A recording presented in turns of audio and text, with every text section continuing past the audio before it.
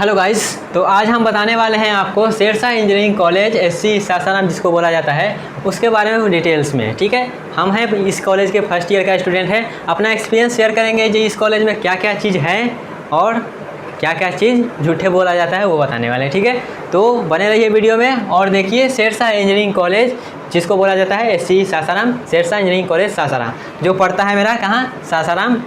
एक आया कि किस किस के बारे में डिटेल में डिस्कशन करने वाले हैं। पहले तो हम इसका लोकेशन के बारे में जानेंगे, उसके बाद इसका इंफ्रास्ट्रक्चर कैसा है, कैंपस के बारे में जानेंगे, ब्रांचेस इसमें कौन कौन सा है, इसमें क्लासेस क्या क्या चलता है और क्या क्या नहीं चलता है वो भी जानेंगे, और रैगिंग जो मोस्ट इंपॉर्टेंट चीज़ होता है वो हम डिस्कस करेंगे, रैगिंग होता है या नहीं होता है। उसके बाद इस कॉलेज का इन्वायरमेंट क्या है वो डिस्कस करेंगे। उसके बाद एट द एंड हॉस्टल क्या है, हॉस्टल में क्या क्या फैसिलिटी है।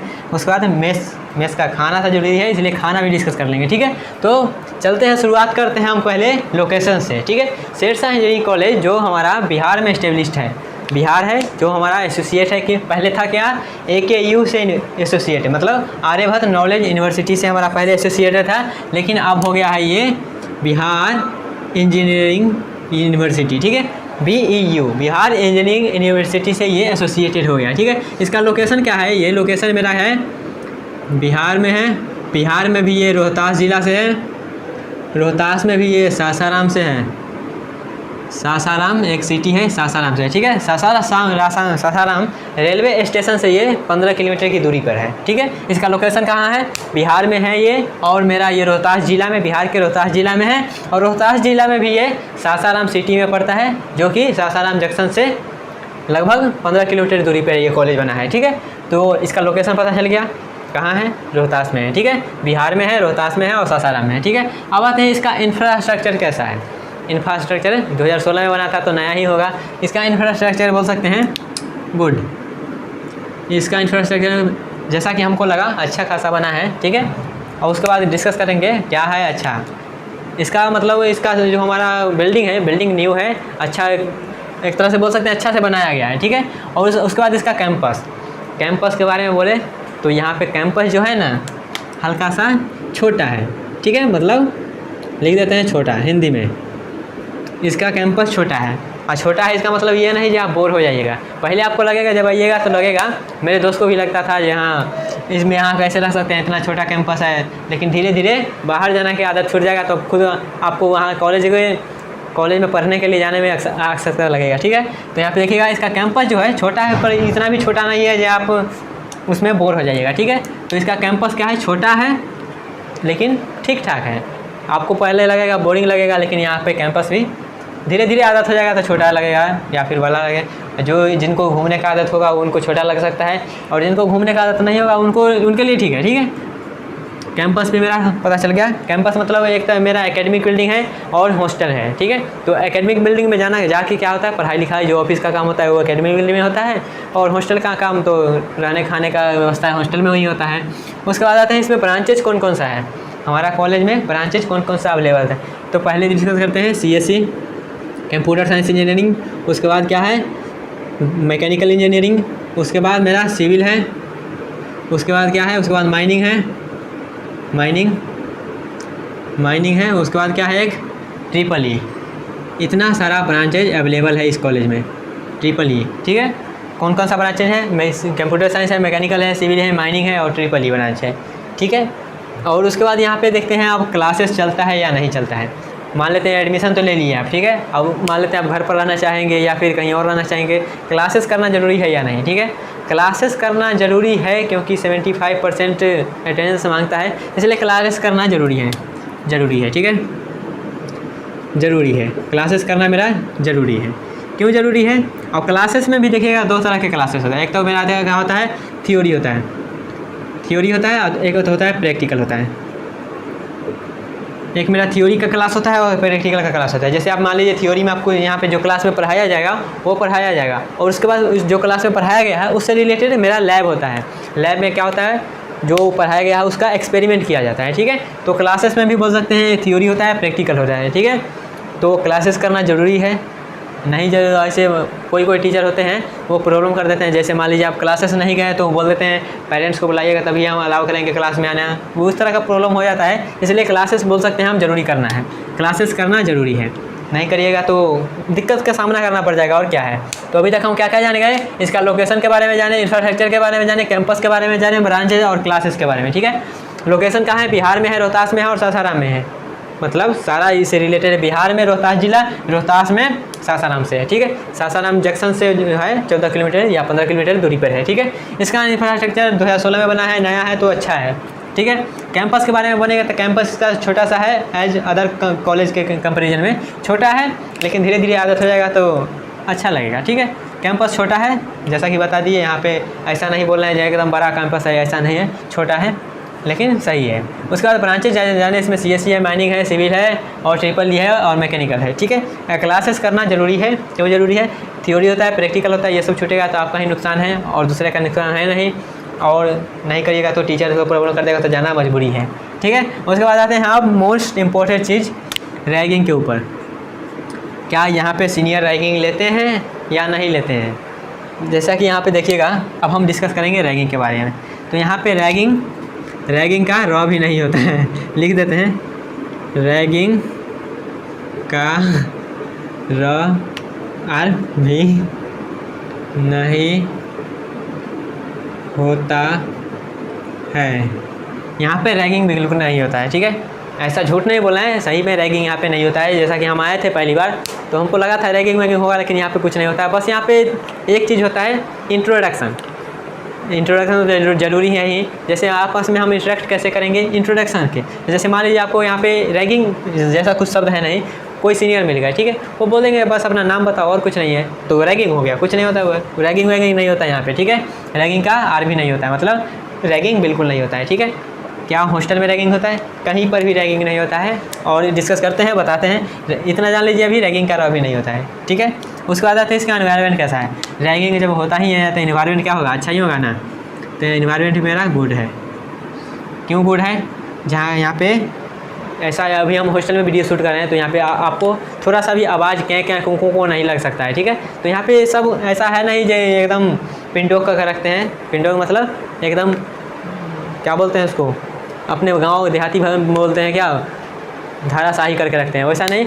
कुछ दिन हो जाता है जब लोग क्रिकेट खेलते रहते हैं नीचे तो कुछ आवाज़ होता है, लेकिन अभी आपको कोई भी आवाज़ नॉइस सुनाई नहीं दे रहा होगा। इसका मतलब क्या है, अभी हम हॉस्टल में हैं लेकिन यहाँ पे सब शांति का वातावरण है, तो हम एक तरह से बोल सकते हैं इसका इन्वायरमेंट भी क्या है, हॉस्टल का इन्वायरमेंट भी गुड है और कॉलेज का भी इन्वायरमेंट तो गुड होना ही हुआ है। लेकिन कॉलेज को जाकर कोई झगड़ा कर सकता नहीं कर सकता है, तो इन्वायरमेंट यहाँ का गुड रहता है, ठीक है। जैसा कि अभी आपको नॉइस में लग रहा होगा, नॉइस में एकदम सब शांति है।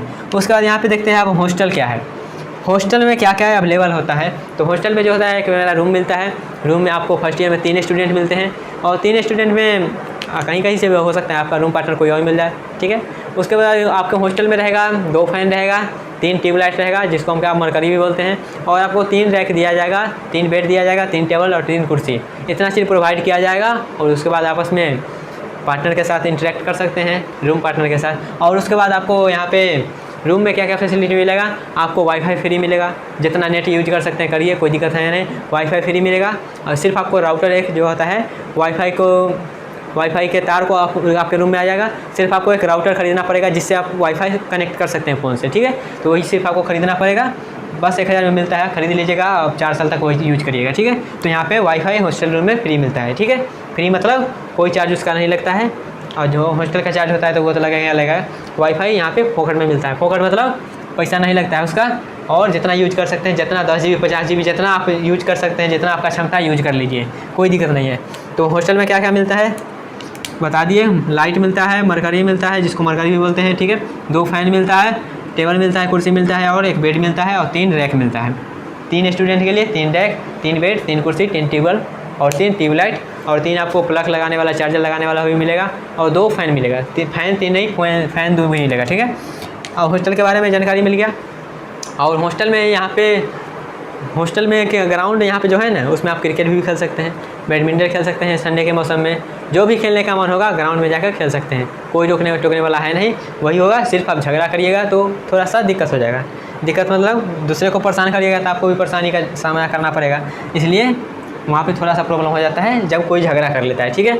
और उसके बाद यहाँ पे आप डिस्कस करते हैं फाइनली मेस के बारे में, मेस का खाना कैसा लगेगा आपको। तो मेस का खाना जब हम पहला बार आए थे ना, पहला बार एकदम अच्छा लगा था मतलब जब आप कोई चीज़ को बार बार दिया जाएगा, आप वही चीज़ खाइएगा तो बोर हो ही जाएगा ना, ठीक है। तो पहला बार आए थे तो 1-2 सप्ताह हमको खाना अच्छा लगा था, अभी भी अच्छा लगता है, मतलब खाने लायक है, ऐसा नहीं है कि आप खाएंगे नहीं, खाने लायक है खाना, लेकिन आप बोर हो जाइएगा तो आपको एक ही चीज़ बार बार दिया जाएगा तो बोरिंग तो होगा ही है। लेकिन यहाँ पे खाना खाने लायक है, ठीक है, खाना भी खाने लायक है, ऐसा नहीं बोल सकते हैं जो जानवर खाएगा, खाने लायक आदमी को खाने लायक होता है, ठीक है। लेकिन वही चीज़ है, एक चीज़ बार बार देगा तो आप बोर भी हो जाएगा, ठीक है। तो इतना चीज़ हम डिस्कस किए हैं, और आपको कोई जानकारी चाहिएगा तो कमेंट में बता सकते हैं। शेरशाह इंजीनियरिंग कॉलेज सासाराम, जिसको हम शॉर्ट में एससी सासाराम बोलते हैं, इसके बारे में हम क्या क्या जाने, हम डायरेक्ट समरी बताते हैं, ठीक है।